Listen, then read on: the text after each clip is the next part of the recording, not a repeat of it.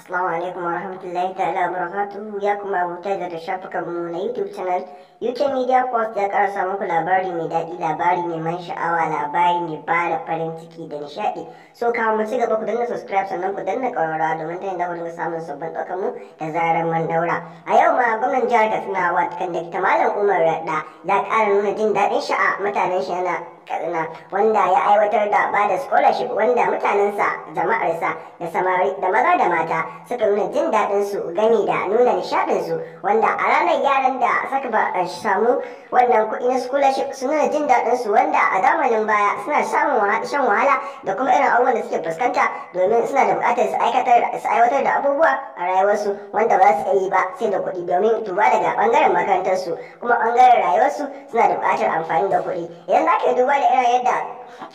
makaranta ke amfani da kuɗi wurin aiwatar da irin kuɗin tara, ba misali handouts domin sayan handouts, abubuwa ga transport, abubuwa da yawa wanda dole sai kai amfani da kuɗi, amma wannan shahararren gwamna, mafificin gwamna mai arziki, mai takawa, mai bada jin daɗi a mutanen shi, mai so ya gama da duniya lafiya, ya bada scholarship wa ɗaliban makaranta, wanda abin da ya kamata a ce an yi kenan, wanda ɗan makaranta shi ne mabuƙaci kuɗi, wanda shi yake ganin abubuwa a duniya, wanda shi yake aiwatar da abubuwa a duniya, wanda su ne ake sawa cewa su ne the leaders of tomorrow. To a yau dai sun nuna jin daɗin su gani da nishaɗi a gare su, wanda Dr. Malam Umar Radda yake ƙara ba su haƙuri da su ƙara jinjina a gare shi, kuma su ƙara yin roƙon Allah, wanda wannan scholarship wanda suke bi bashi za a ba su nan ba da daɗewa ba, wanda ɗaliban makarantar suka nuna jin daɗin su da kuma yarda da kuma irin imani da suke da shi, wanda ya saba ya alƙawari ya cika, duba daga tun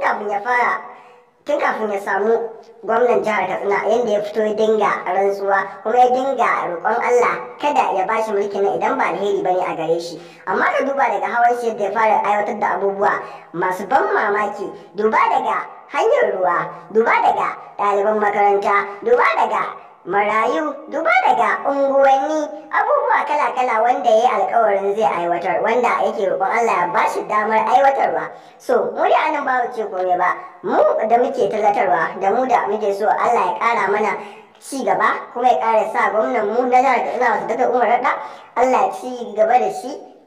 ya ba shi damar rike mu, kuma ya ƙara ba shi imani, ya ƙara raba shi da mutanen da ba na kirki bai haɗa shi da mutane na kirki na gari wanda su ba shi shawara mai albarka kuma wanda ta amfani jihar Katsina baki ɗaya. Godiya ga 'yan Najeriya, ga 'yan Katsina da abokaina da masu taya ni tallata wannan haja